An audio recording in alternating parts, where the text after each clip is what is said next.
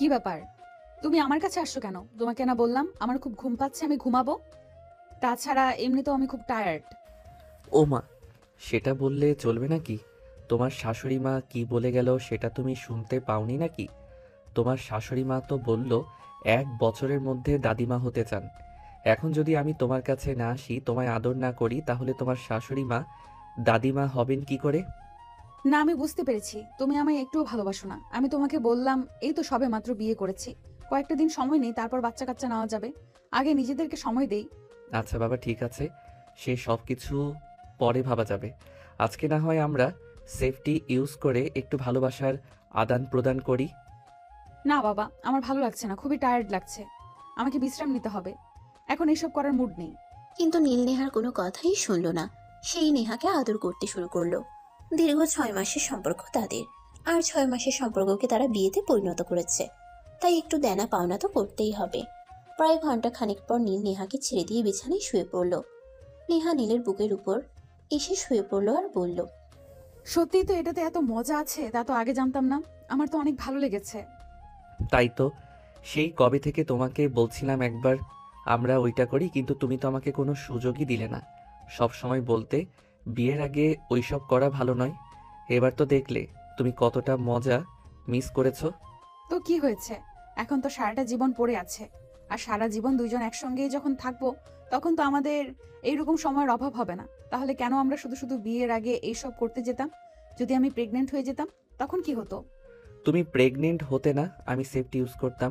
কিন্তু তখন তো তুমি আমার কোনো কথাই শুনলে না, উল্টে আরও আমাকে খারাপ কথা শোনাতে বলতে। আমি তোমাকে না, তোমার শরীরকে ভালোবাসি। আসলে আমি তোমাকেই ভালোবাসি, আর তোমাকে একটু প্রশান্তি দিতে চেয়েছিলাম। যাই হোক, যেটা হওয়ার সেটা হয়ে গেছে। এখন তো আর সেটা নিয়ে কথা বলে কোনো লাভ নেই। এখন আমি তোমাকে সারা জীবনের জন্য পেয়ে গেছি, আর তুমি আমাকে। তাহলে এখন আর এত চিন্তা করে কি লাভ? এখন তো দুজন শুধু দুজনেরই হয়ে যাব। হ্যাঁ চলো, এবার একটা সুন্দর ঘুম দেওয়া যাক। কারণ কাল থেকে তো আমাদের জীবনের নতুন একটা অধ্যায় শুরু হবে। সকালটা সুন্দর হোক, এমন প্রত্যাশা তো সবাই করি, তাই না? চলো ঘুমিয়ে পড়ি।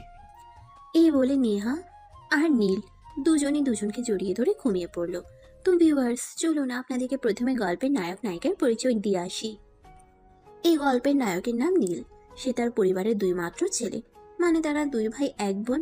তার বড় ভাই কানাডায় থেকে পড়াশোনা করে, আর তার ছোট বোন এই বছর এসএসসি পরীক্ষা দেবে। আর সে মানে আমাদের গল্পের নায়ক এই বছর অনার্স ফাইনাল ইয়ারে পড়াশোনা করছে। আর তার সঙ্গে এতক্ষণ যে মেয়েটিকে কথা বলতে দেখলেন, তার সঙ্গে তার সদ্যই বিবাহ হয়েছে। তবে মেয়েটা সম্পর্কে আরো কিছু তথ্য অজানা আছে। তো চলুন সেই সব তথ্যগুলো আপনাদের সঙ্গে শেয়ার করা যাক। আমাদের এই গল্পের নায়িকা নেহা, সে তার বাবা মায়ের সঙ্গে আমেরিকায় থাকে, আর সেখানেই তার বড় হওয়া। যদিও সে জন্মসূত্রে বাংলাদেশের নাগরিক, কিন্তু তার বাবার চাকরি আর ব্যবসা দুটোই ছিল আমেরিকাতে, তাই তাকে সেখানেই চলে যেতে হয়। আর তারপর বাংলাদেশে কখনোই আসা হয়নি। কয়েক মাস আগে সে বাংলাদেশে আসে, আর তখনই তার আমাদের গল্পের নায়ক নীলের সঙ্গে পরিচয় হয়। সেই পরিচয় থেকেই তাদের প্রেম, প্রণয় আর প্রেম ভালোবাসাকে বিয়েতে পরিণয়। তো ভিউয়ার্স, চলুন কথা না বাড়িয়ে মূল গল্পে ফিরে আসা যাক। আজ থেকে ঠিক 6 মাস আগে নীল একদিন ভার্সিটি শেষ করে বাসায় ফিরছিল বাইকে করে। আর তখনই হঠাৎ রাস্তার পাশে একটা গাড়ি দাঁড়িয়ে থাকে। দেখলো সে কৌতূহলী মনে সেখানে তার বাইক দাঁড় করালো, আর বাইক থেকে নামলো। বাইক থেকে নেমে এসে দেখতে পেল গাড়িটা নষ্ট হয়ে গেছে, আর ড্রাইভার সেটা ঠিক করবার চেষ্টা করছে, কিন্তু কিছুতেই পেরে উঠছে না। তখন সে ড্রাইভারকে জিজ্ঞাসা করলো, কি ব্যাপার আঙ্কেল, কি সমস্যা হয়েছে? স্যার, আসলে গাড়িটা নষ্ট হয়ে গেছে, আমি ঠিক করতে পারছি না। আপনার জানাশোনা কোনো গ্যারেজ আছে কি আশেপাশে? আঙ্কেল, গ্যারেজ তো এখান থেকে অনেকটা দূরে। আপনি কোথা থেকে এসেছেন? আসলে আমি আমার ম্যাডামকে নিয়ে অফিসিয়ালি একটা কাজে ঢাকা থেকে চট্টগ্রাম যাচ্ছিলাম, আর এখানে এসে গাড়িটা নষ্ট হয়ে গেল। ম্যাডাম গাড়িতে বসে আছেন, ওনার একটা ইমার্জেন্সি মিটিং আছে, ওনাকে 3টার মধ্যে চট্টগ্রাম পৌঁছাতে হবে। কিন্তু আমি তো কিছুতেই বুঝতে পারছি না আমি কিভাবে ম্যাডামকে সব সময় মতো পৌঁছে দেব। এখানে 1.5 ঘন্টা ধরে দাঁড়িয়ে আছি। ও আচ্ছা, বুঝতে পেরেছি। কিন্তু আঙ্কেল, আপনি এখান থেকে চট্টগ্রাম যাওয়ার জন্য কোনো গাড়ি পাবেন না। তখনই নেহা গাড়ি থেকে বের হয়ে আসলো আর নীলকে বলল, excuse me mister, if you don't mind may I ask you a question? Madam, এটা বাংলাদেশ, আর আমি বাঙালি। আমার সঙ্গে দয়া করে বাংলায় কথা বলুন। ও আচ্ছা ঠিক আছে, আপনি যদি আমাকে চট্টগ্রামে পৌঁছে দিতেন তাহলে খুবই উপকার হতো, কারণ আমি ওখানে অফিসিয়াল একটা কাজে যাচ্ছিলাম। সেখানে আমার পুরো 20 কোটি টাকার একটা ডিল হতে চলেছে, আর আমি সময় মতো সেখানে পৌঁছে না যেতে পারলে ডিলটা আমার হাতছাড়া হয়ে যাবে। হ্যাঁ স্যার, ম্যাডাম একদম ঠিক কথা বলছেন। আপনি চাইলে আপনাকে এর জন্য আমরা পেমেন্ট করতে পারি। আপনি যত টাকা চাইবেন আমরা তাই দেব, কিন্তু প্লিজ আপনি একটু দয়া করে ম্যাডামকে ম্যাডামের গন্তব্যস্থলে পৌঁছে দিন। শুনুন, আমি উপকার করতে পারি, কিন্তু তার কোনো বিনিময় নিতে পারবো না। আর যদি রাজি থাকেন তাহলে বাইকে উঠে বসেন, আমি আপনাকে পৌঁছে দিচ্ছি। না, এটা তো হতে পারে না। আমি আপনাকে দিয়ে একটা কাজ করাবো আর তার পারিশ্রমিক দেব না? আমি এখান থেকে চট্টগ্রাম গেলে আমার 3000 টাকার তেল খরচ হতো, আমি আপনাকে সেটা দিয়ে দিতে চাই। আই এম সরি ম্যাডাম, আমি কারো চাকর নই যে আমি আমার কাজের বিনিময়ে কারোর কাছ থেকে পারিশ্রমিক নেব। তাছাড়া আমার বাবার অতটাও খারাপ অবস্থা হয়নি যে আমাকে বাইক চালিয়ে উপার্জন করতে হবে। আপনি চাইলে আমি আপনাকে লিফট দিতে পারি, কিন্তু কোনো কিছুর বিনিময়ে নয়, কোনো পারিশ্রমিক নিয়ে নয়। আচ্ছা ঠিক আছে, আপনি যা বলবেন, কিন্তু এই মুহূর্তে আমার চট্টগ্রামে পৌঁছানোটা খুবই জরুরি। আমি যদি সেখানে পৌঁছাতে না পারি তাহলে, আমি তো বললাম আপনাকে, আমার 20 কোটি টাকার ডিল হাতছাড়া হয়ে যাবে। ঠিক আছে, তাহলে এই নিন, হেলমেটটা পরে নিন আর আমার পিছনে উঠে বসুন। আর একটা কথা, এখান থেকে তো চট্টগ্রাম অনেকটা দূর। আপনি আমার পিছনে এভাবে বসে থাকতে পারবেন তো? তা না হলে আমার ধরে বসতে পারেন। কোনো প্রবলেম নেই, আমি পারবো। আপনি বাইক স্টার্ট করুন, আমার হাতে আর বেশি সময় নেই, আমাকে দ্রুত পৌঁছাতে হবে। নীল তখন আর কোনো কথা না বলে বাইক স্টার্ট করলো, গাড়ি চালাতে থাকলো। তখনই হঠাৎ পিছন থেকে নেহা বলল, আরে ভাই, আপনি এত আস্তে আস্তে গাড়ি চালাচ্ছেন কেন? একটু তাড়াতাড়ি চালান না, আমার হাতে তো বেশি সময় নেই, আমাকে সময় মতো পৌঁছাতে হবে, তা না হলে তো আমি মিটিং অ্যাটেন্ড করতে পারবো না। আকাশ পথ নয় যে আমি আপনাকে উড়িয়ে নিয়ে যাব। এখানে অ্যাক্সিডেন্ট হতে পারে, সো আপনি মুখটা বন্ধ করে বসুন। আমি বাইক চালাচ্ছি, তা না হলে কিন্তু আমি আপনাকে নামিয়ে দিব, বলে দিলাম। শুনুন, একটা কাজ করা যেতে পারে, আপনি পেছনে বসুন, আমি বাইক চালাচ্ছি, আমার তো সময় মতো পৌঁছাতে হবে। সমস্যা নেই, আমি বাইক চালাতে পারি। আপনার কি মাথা খারাপ হয়েছে? আপনার মতো একটা মেয়েকে আমি বাইক চালাতে দেব? কখনোই না। আমি আমার বাইকে কোনো মেয়েকে কোনোদিন বসতে পর্যন্ত দেইনি। আপনি বিপদে পড়েছেন বলে আপনাকে একটু হেল্প করতে চাইলাম, আর আপনি কিনা এখন আমাকে আপনার প্যাসেঞ্জার বানাতে চাইছেন। দেখুন, আমি আপনাকে কথাটা সেভাবে বলিনি, আসলে আমার তো সময়টা চলে যাচ্ছে, তাই আমাকে দ্রুত পৌঁছাতে হবে, তাই আপনাকে বললাম। তাছাড়া আপনি চিন্তা করছেন কেন? আমি বাইক চালাতে পারি, কোনো প্রবলেম হবে না। প্লিজ আপনি পিছনে বসুন। ঠিক আছে, রাস্তায় এত জোরে বাইক চালাতে আমার ভয় লাগে। তাছাড়া আমার মায়ের নিষেধ আছে, তাই আমি জোরে বাইক চালাতে পারি না। এখন আপনি যখন বলছেন আপনি বাইক চালাতে পারেন, তাই আমি রিস্কটা নিচ্ছি। এই বলেই নীল বাইক দাঁড় করালো আর নেহাকে ড্রাইভিং সিটে বসিয়ে দিল। নেহা বাইক চালাচ্ছে একদম যেন বাতাসের গতিতে চলে যাচ্ছে। নীল অনেকটা ভয় পেয়েছে আর নেহাকে বলছে, এত জোরে কেউ বাইক চালায় এটা আমার জানা ছিল না। আমার খুব ভয় করছে, প্লিজ আপনি আস্তে চালান, বাইক থেকে ছিটকে পড়ে যাব আমি। আপনি আমাকে একটু ধরে বসুন, কিন্তু কিছু করার নেই, আমাকে টাইমলি পৌঁছাতে হবে। প্লিজ আপনি আমাকে ধরে বসুন, আমি কিছুই মনে করব না। কিন্তু নেহাকে নীল কোনোভাবে স্পর্শ করতে চাইছিল না। হাজার হোক নেহা একটা অপরিচিত মেয়ে মানুষ, তাকে এভাবে সুযোগ পেয়ে স্পর্শ করাটা একদমই উচিত বলে সে মনে করেনি। তাই সে দূরে বসেছিল, কিন্তু নেহার বাইকের স্পিড কিছুতেই কম ছিল না। তাই নীল তাকে বলল, প্লিজ আপনি আপনার বাইকের স্পিড একটু কমান, আমার খুব ভয় লাগছে, আমি পড়ে যাব। আপনি এখনো দূরে বসে আছেন কেন? আপনাকে তো বললাম আপনি আমাকে ধরে বসুন, কিচ্ছু হবে না। দেখুন, আমার হাতে মাত্র 20 মিনিট সময় আছে, তবে আমাদের পৌঁছাতে এখনো প্রায় 20 কিলোর বেশি রাস্তা বাকি আছে। আমি কিভাবে পৌঁছাবো সেটাই বুঝতে পারছি না, আপনি প্লিজ কথা না বলে আমাকে ধরে বসুন। নীল তখন কোনো উপায়ন্তর না পেয়ে নেহাকে জড়িয়ে ধরে বসলো। এই প্রথমবার তার বাইকে কোনো মেয়ে মানুষ উঠেছে, তাও আবার বাইক চালাচ্ছে, আর নীল পেছনে বসে মেয়েটাকে জড়িয়ে ধরেছে।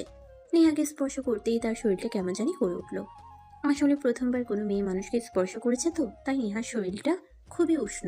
তখনই নীল নেহাকে বলল, ম্যাডাম আপনার গায়ে তো অনেক জ্বর, আপনি কি জ্বরের মেডিসিন নিয়েছেন?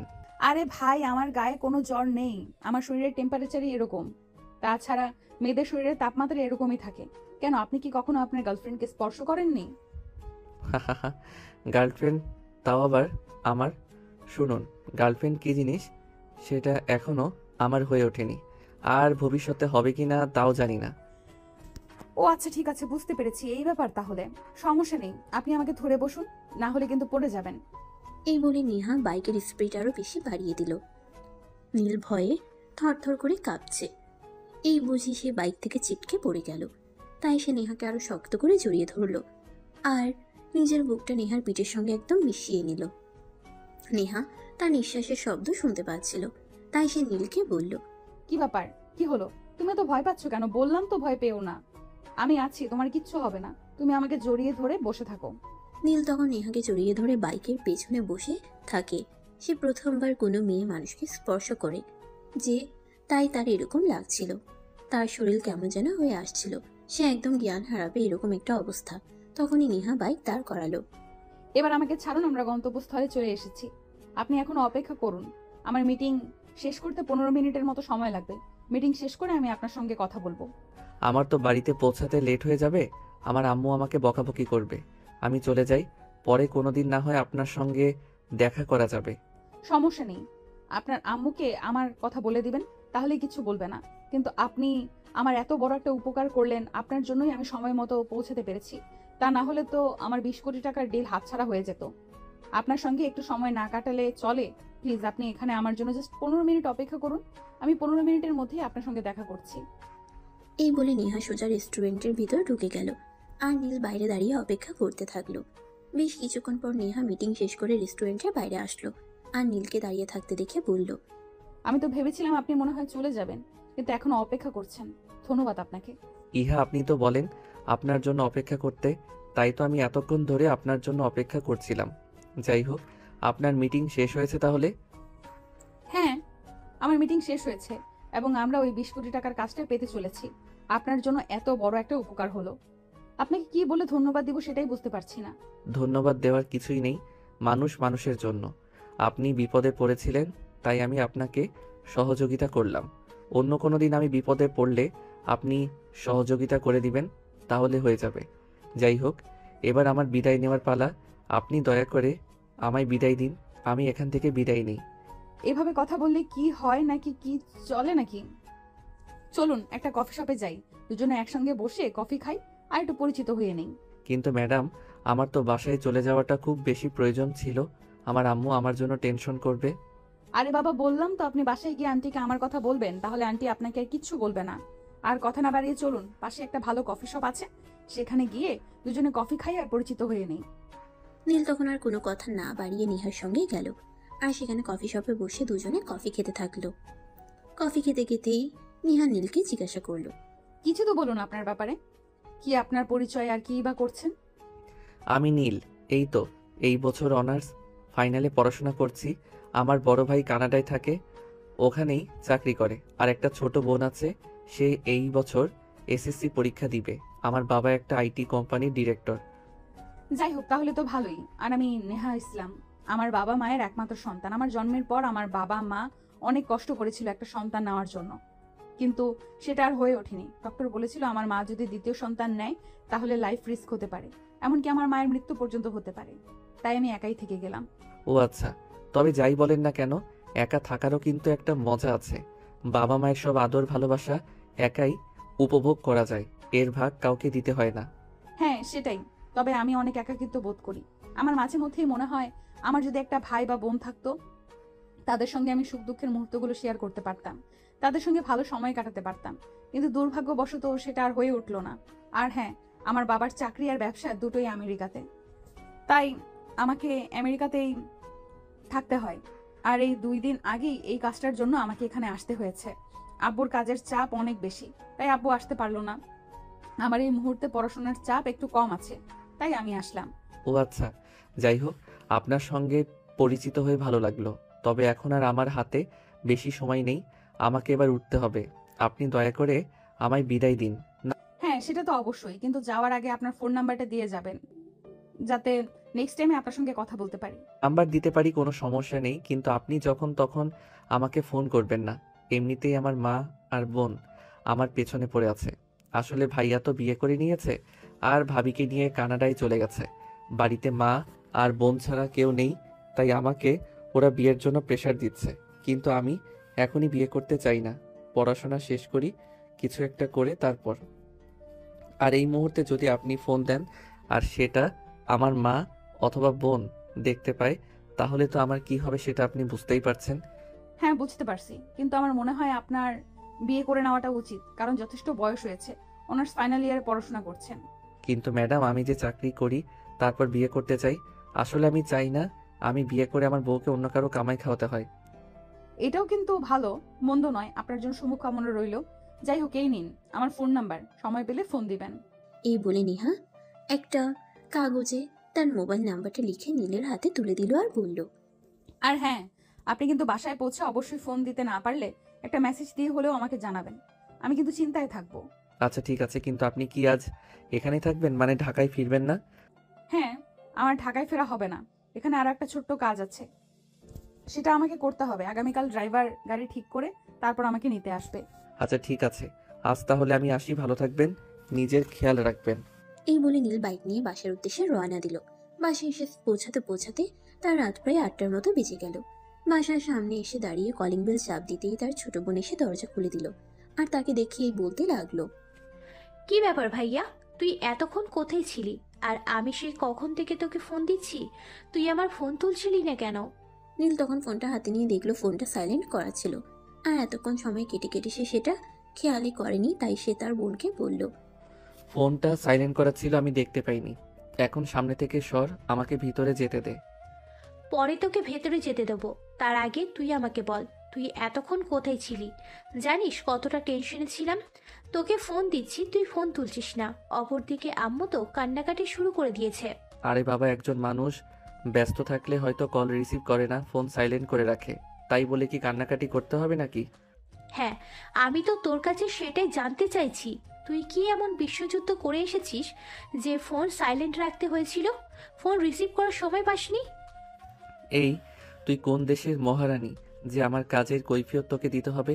তুই আমার চোখের সামনে থেকে সর, মেজাজ খারাপ করিস না। এই বলে নীল রিমিকে কোনো পাত্তা না দিয়ে ভিতরে চলে গেল। ভিতরে প্রবেশ করেই প্রথমে তার আম্মু রুমে গেল। রুমে ঢুকে সে সত্যিই দেখতে পায় তার আম্মু কান্না করছে। তাকে দেখতে পেয়ে দৌড়ে এসে জড়িয়ে ধরে বলে, কি রে, তুই এতক্ষণ কোথায় ছিলি? তোকে কতবার ফোন করা হয়েছে, তুই ফোন তুললি না কেন? জানিস কতটা টেনশনে ছিলাম, ভয় পাচ্ছিলাম তোর কিছু হয়ে গেল নাকি। আম্মু একটা কাজ পড়ে গেছিল, ওটা করতে গিয়ে দেরি হয়ে গেল। তাই বলে তোমাকে এভাবে কান্না করতে হবে নাকি? যাও, এবার আমার জন্য খাবার তৈরি করো, খুব ক্ষুধা পেয়েছে, খাবো। আচ্ছা বাবা, ঠিক আছে, কোনো সমস্যা নেই। তুই হাত মুখ ধুয়ে ফ্রেশ হয়ে আয়, আমি এক্ষুনি তোর জন্য খাবার গরম করে আনছি। এই কথা বলে নীলের আম্মু কিচেনে চলে গেল আর ছেলের জন্য খাবার গরম করে ডাইনিং টেবিলে নিয়ে আসলো। নীল হাত মুখ ধুয়ে ফ্রেশ হয়ে খাবার টেবিলে আসলো আর খাবার খেতে বসলো।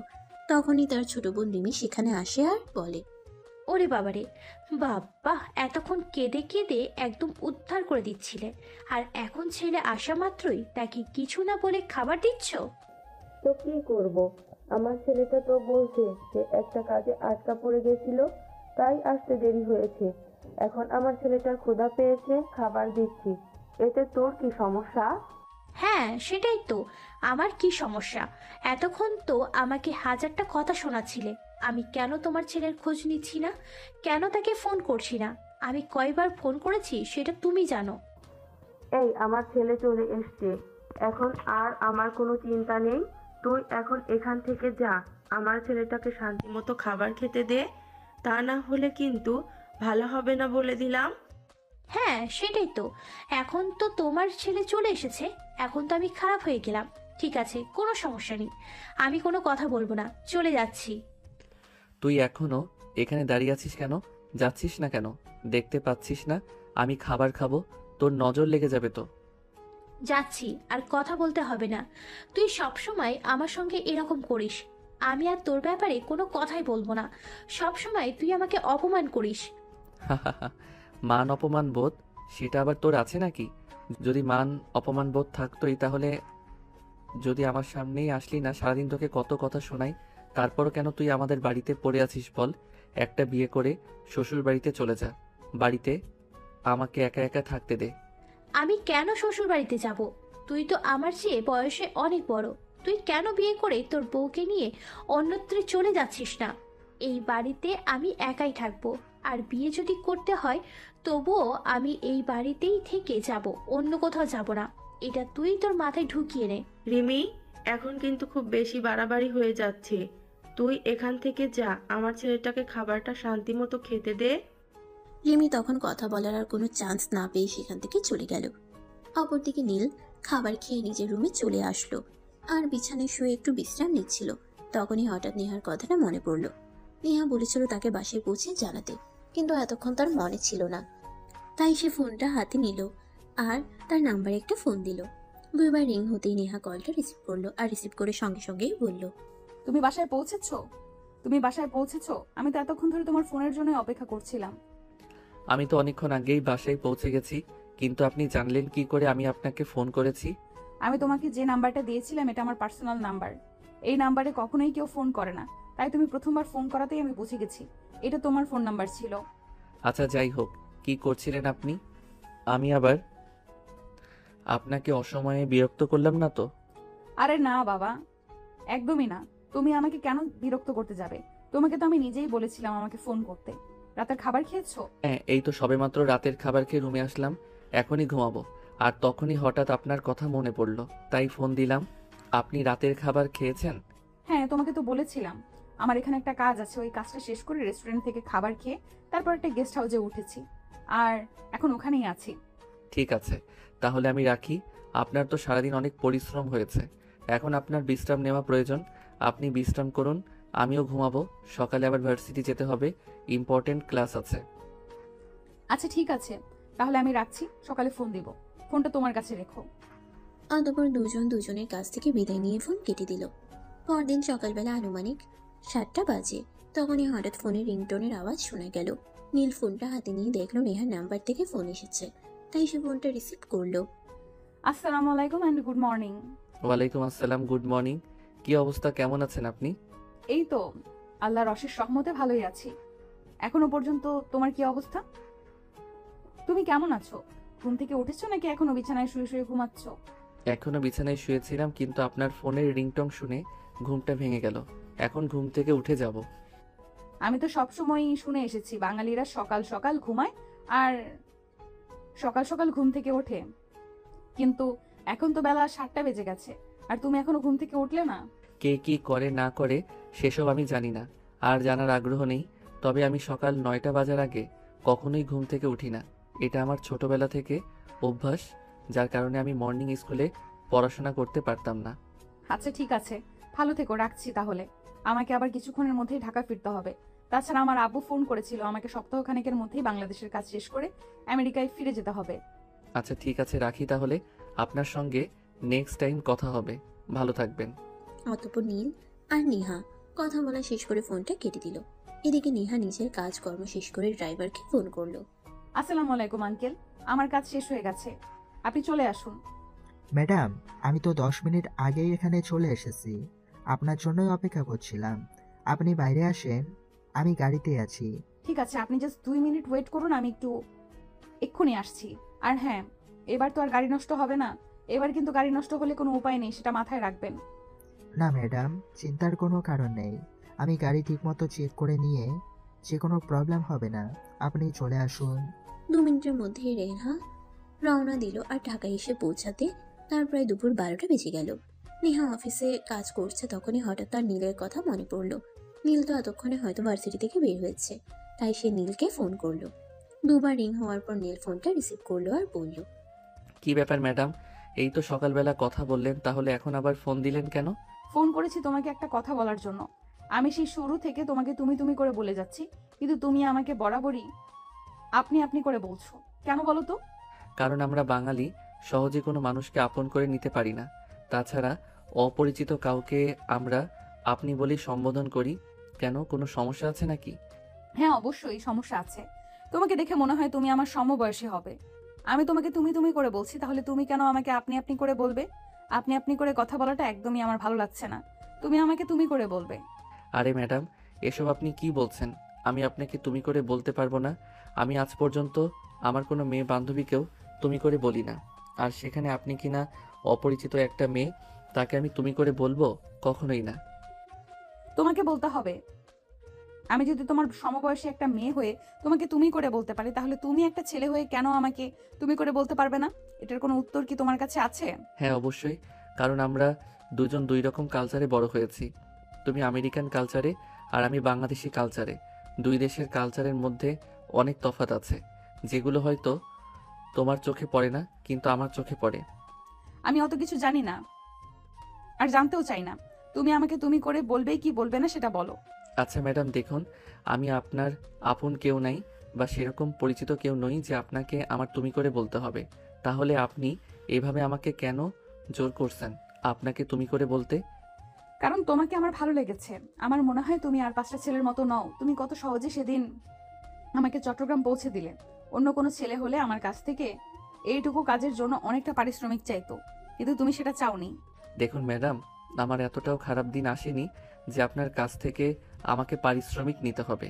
আমার বাবার যথেষ্ট টাকা পয়সা আছে, তাই এইটুকু কাজের জন্য আপনার কাছ থেকে পারিশ্রমিক নেওয়ার কোনো প্রয়োজন আমার নেই।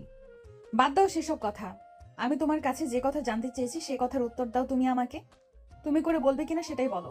আমি বুঝতে পারছি না, ছোট্ট একটা কথার জন্য আপনি এভাবে পেড়াপিড়ি কেন করছেন? কেন এরকম জোর জবরদস্তি করছেন? আমি সোজা কথা বলতে চাই। আমি তোমার সঙ্গে বন্ধুত্ব করতে চাই। তুমি কি আমাকে নিজের বন্ধু হিসাবে একসেপ্ট করতে পারবে? বন্ধু হতে চান সেটা তো বেশ ভালো কথা, তবে অনলি ফ্রেন্ডের বেশি কিছু নয়। আচ্ছা ঠিক আছে, কোনো সমস্যা নেই। তুমি আমার শুধু বন্ধু হয়েই থেকো। কারণ তোমাকে কেন জানি না প্রথম দেখাতেই আমার ভালো লেগেছে, আর মনে হয়েছে তুমি খুবই ভালো একটা ছেলে। তাই তোমার সঙ্গে বন্ধুত্বের সম্পর্ক করতে চাই। তবে অনলি ফ্রেন্ড, এর বেশি কিন্তু কিছু নয়। আচ্ছা ঠিক আছে, তাহলে আজ থেকে আমরা বন্ধু। আর বন্ধুকে তুমি করে বলা যেতেই পারে। তাহলে আজ থেকে আমি তোমাকে তুমি করেই বলবো। এবার তো তুমি খুশি? হ্যাঁ অবশ্যই খুশি, আর অনেক খুশি। তোমাকে অসংখ্য ধন্যবাদ এইভাবে এত সহজেই আমার বন্ধুত্বের প্রপোজাল একসেপ্ট করার জন্য। তোমার কি ভার্সিটি ছুটি হয়ে গেছে? হ্যাঁ, এই তো ছুটি হয়ে গেছে, এখনই ভার্সিটি থেকে বের হব। কেন বলুন তো? আসলে আজ বিকেলে একবার আমি তোমার সঙ্গে দেখা করতে চাই, তাই জিজ্ঞেস করছিলাম আর কি। তুমি কেন আমার সঙ্গে দেখা করবে? এই তো গতকালকে তোমার সঙ্গে আমার পরিচয় হলো, আর এখনই তুমি আমার সঙ্গে দেখা করতে চাইছো? বিষয়টা ঠিক আমার ভালো লাগছে না। একটু খুলে বলো তো, কি সমস্যা তোমার? আরে বাবা, তুমি আমাকে এভাবে কেন বলছো? তুমি না আমার বন্ধু। বন্ধুর সঙ্গে কেউ এভাবে কথা বলে নাকি? আমি তোমার সঙ্গে দেখা করতে চাই, এখন তুমি আমার সঙ্গে দেখা করবে কিনা সেটাই বলো। গতকালকের রাত করে বাড়িতে ফিরেই আমাকে কথা শুনতে হয়েছে। এখন যদি আজ আবার আমি দেরি করে বাড়িতে ফিরি, তাহলে তো আমার অবস্থা কাহিল হয়ে যাবে। ওকে, প্রবলেম নাই। তোমার বাড়ির অ্যাড্রেস দাও, আমি তোমার বাড়িতেই চলে আসবো। তারপর দেখি কে কি করে আর কে কি বলে। আমি কারোর পরোয়া করি না। আরে, এসব কি বলছো তুমি? তোমার কি মাথা খারাপ হয়ে গেছে নাকি? আচ্ছা ঠিক আছে, সমস্যা নেই, আমি নিজেই তোমার সঙ্গে দেখা করছি। কিন্তু তোমাকে আমার বাসায় আসতে হবে না। নতুন করে কোনো ঝামেলায় পড়তে চাই না আমি। না, আমি তোমার কোনো কথাই শুনবো না। আমি যখন তোমাকে বলেছি আমি তোমার সঙ্গে দেখা করতে চাই, তোমার সঙ্গে আমি দেখা করব, এবং সেটা তোমার বাড়িতে। তুমি এক্ষুনি আমাকে তোমার বাড়ির ঠিকানা দেবে।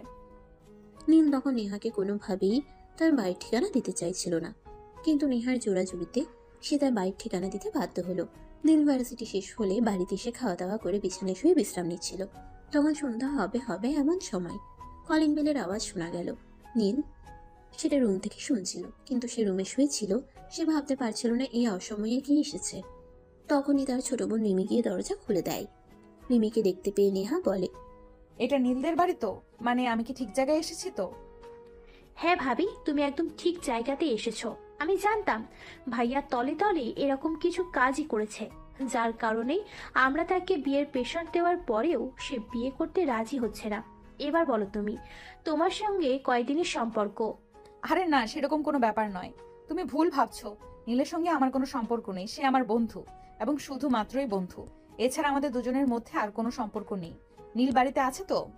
আরে ভাবি, লজ্জা পাওয়ার কিছুই নেই। আমি খুব ভালো করেই জানতাম ভাইয়া এমন কিছু একটা করেছে, কিন্তু আমি কোনো প্রমাণ পাচ্ছিলাম না, বিধায় তাকে কিছু বলতে পারছিলাম না।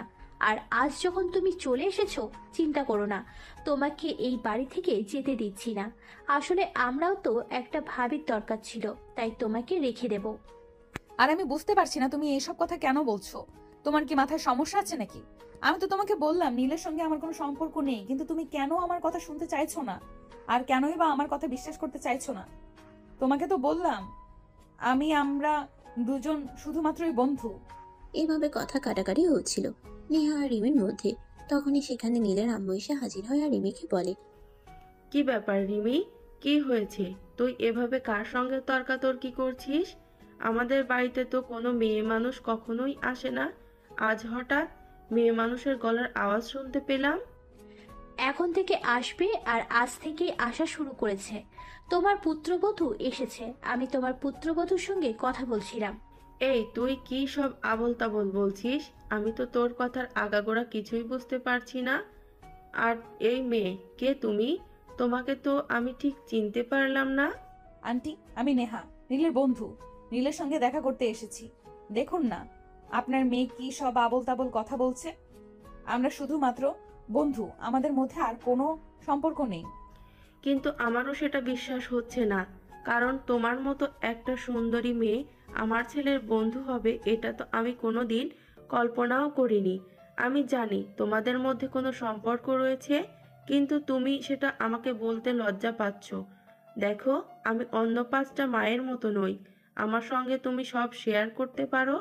তাদের কথোপকথন শুনতে শুনতে নীল নিজের রুম থেকে ড্রয়িং রুমে এসে হাজির হলো আর ড্রয়িং রুমে উপস্থিত সকলকে উদ্দেশ্য করে বলল, দেখো, তোমরা যা ভাবছো সেটা সম্পূর্ণ ভুল নেহা। আর আমার মধ্যে কোনো সম্পর্ক নেই। নেহার সঙ্গে গতকালকেই আমার পরিচয় হয়েছে, আর আজকে তার সঙ্গে আমার বন্ধুত্ব। তাই সে আমার সঙ্গে আমার বাসায় দেখা করতে এসেছে, এর বেশি কিছুই নয়। ভাইয়া, তুই আমাকে বোকা ভাবতে পারিস, কিন্তু আমি অতটা বোকা নই। আমি সবকিছু বুঝতে পারি। ওর সঙ্গে তোর ভালোবাসার সম্পর্ক রয়েছে। কেন শুধু শুধু তুই আমাদেরকে মিথ্যে বলছিস? কেন শুধু শুধু আমাদেরকে এত সুন্দর ভাবির থেকে বঞ্চিত করছিস? দেখ রিমি, একদম মেজাজ খারাপ করিস না। তোকে বলেছি নেহার সঙ্গে আমার কোনো সম্পর্কই নেই। আমরা দুজন শুধুমাত্র বন্ধু, এছাড়া কিছুই নয়। তাহলে তুই কেন বারবার একটা কথা বলেই যাচ্ছিস? তুই কি সোজা কথা শুনতে পাস না নাকি? আরে নীল, তুমি এইভাবে মেজাজ দেখাচ্ছ কেন? ছোট মানুষ বুঝতে পারেনি তাই বলে ফেলেছে, ওকে বুঝিয়ে বললেই তো হয়। কে বুঝবে? এই মেয়েটা এই কোনোদিন বোঝার চেষ্টা করবে না, শুধু শুধু উল্টাপাল্টা কথা বলে যাবে আর তোমাকে সবার সামনে ছোট করবে। কিন্তু আমি তো সেটা হতে দিতে পারি না। যাই হোক, তুমি ভিতরে এসে বসো। আর এটা হচ্ছে আমার আম্মু।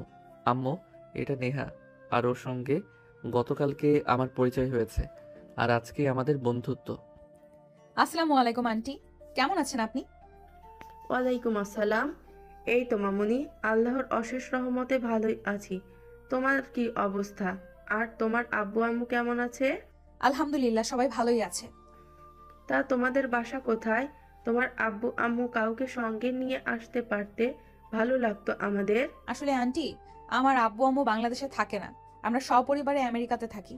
সেখানেই আমার বাবার ব্যবসা আর চাকরি। আমি সেখানেই পড়াশোনা করি, কিন্তু আমার বাবার ব্যবসার কিছু কাজ বাংলাদেশে পড়ে গেছে, যার কারণে আমাকে এখানে আসতে হয়েছে। আব্বু একটু ব্যস্ত আছে তাই, তবে আমি সপ্তাহখানেকের মধ্যে আমেরিকায় চলে যাব। আর এই সপ্তাহখানেকের মধ্যে বাংলাদেশের যতগুলো কাজ রয়েছে সেগুলো আমি শেষ করে নেব। তো আমার ছেলেটাকে কিভাবে পটালে? সে তো বললে না। আন্টি, আমি সত্যি বলছি, আপনার ছেলের সঙ্গে আমার প্রেম বা ওরকম কোনো সম্পর্ক নেই। আপনার ছেলে গতকাল আমি যখন অফিসের কাজে চট্টগ্রাম যাচ্ছিলাম, তখন রাস্তায় আমার গাড়ি নষ্ট হয়ে যায়। আর আপনার ছেলে তখন আমাকে চট্টগ্রাম পর্যন্ত পৌঁছে দেয়, আর সেখান থেকে আমার সঙ্গে পরিচয়। এর বেশি কিছুই না। ও আচ্ছা, ঠিক আছে, বুঝতে পেরেছি। সমস্যা নেই, তুমি বসো, আমি তোমার জন্য কিছু খাবার ব্যবস্থা করি। তুমি প্রথমবার আমাদের বাড়িতে এসেছো। আন্টি, এত ব্যস্ত হবার কিছুই নেই। আপনি যদি আমাকে খুব বেশি কিছু খাওয়াতে চান তাহলে 1 কাপ কফি বানিয়ে খাওয়াতে পারেন। আসলে আমি একটু আগে দুপুরের খাবার খেয়েছি। দুপুরবেলা অফিসের কাজ করতে করতে খাবার খাওয়াটা হয়ে ওঠেনি, তাই। নীলের আম্মু তখন কিচেনে চলে গেল। অপরদিকে নীল, রিমি আর নেহা তিনজনে ড্রয়িং রুমে বসে গল্প করছে। ওইদিকে রিমি তো একটু পরপর খোঁচা দিয়েই যাচ্ছে। ভাইয়া, সত্যি বলছি, তোদের দুজনকে কিন্তু দারুণ মানাবে। প্লিজ বিয়েটা করে নে। দেখ, একদম বাদরামি করবি না বলে দিলাম। তোর সব ফাইজলামো মার্কা কথাবার্তা কিন্তু সত্যি ভালো লাগে না। তুই সবসময় কেন এভাবে কথা বলিস? কেন একটা মেয়েকে এভাবে ছোট করছিস বল? আমি আবার কি করলাম? আমি তো তোকে এটাই বললাম যে তোদের দুজনকে একসঙ্গে দারুণ মানাবে, কারণ তোর বন্ধু কিন্তু দেখতে যথেষ্ট সুন্দরী। হ্যাঁ, সেটা আমি খুব ভালো করেই জানি যে আমার বন্ধু দেখতে যথেষ্ট সুন্দরী, কিন্তু তার মানে এই নয় যে তার সঙ্গে আমাকে রিলেশনে যেতে হবে বা বিয়ে করতে হবে। রিলেশনে গেলে বা বিয়ে করলে তো সমস্যাটা কোথায়? সুন্দর বন্ধু, দেখতে যথেষ্ট সুন্দরী, শিক্ষিত এবং ম্যাচিওর একটা মেয়ে। সত্যি বলছি, এখন কিন্তু তুই খুব বেশি বাড়াবাড়ি করছিস। মায়ের কিন্তু একটাও মাটিতে পড়বে না বলে দিলাম। সে আবার বাড়াবাড়ি কোথায় করলো? সে তো যা বলছে সত্যিই বলছে, আমিও কিন্তু তার সঙ্গে একমত। তুমি রাজি থাকলে আমি তোমায় বিয়ে করতে পারি। এই, তোমার কি মাথা খারাপ হয়ে গেছে? কোথায় তুমি আমেরিকার মতো উন্নত একটা দেশে বড় হয়েছো, আর আমি কোথায় বাংলাদেশে বড় হয়েছি? তোমার সঙ্গে কখনোই আমার মিলবে না, না তো মানসিকতা না তো অন্য কিছু। সো এসব আজে বাজে কথা বলা দুজনেই বন্ধ করো। আজে বাজে কথা আবার আমি কোথায় আর কখন বললাম? আমি যা বলছি সত্যি কথাই বলছি। তুমি যদি রাজি থাকো তাহলে আমি তোমাকে বিয়ে করতে পারি, কারণ আমি ছোটবেলা থেকেই দেশের বাইরে বড় হলেও সব সময় আমার মন পড়ে থাকতো বাংলাদেশে। আমি ছোটবেলা থেকেই চাইতাম আমি বাংলাদেশি একটা ছেলেকে বিয়ে করব এবং বাংলাদেশ থেকে যাব। ওখানকার জীবন যাপন আমার খুব একটা ভালো লাগে না। হ্যাঁ ভাবি, তুমি একদম ঠিক কথাই বলেছ।